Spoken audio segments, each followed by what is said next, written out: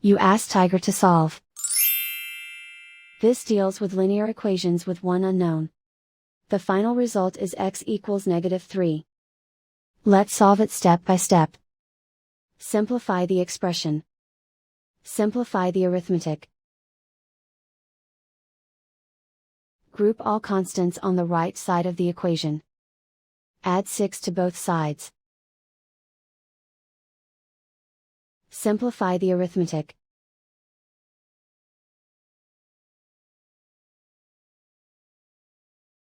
Isolate the x. Divide both sides by -2. Cancel out the negatives. Simplify the fraction. Move the negative sign from the denominator to the numerator. Find the greatest common factor of the numerator and denominator.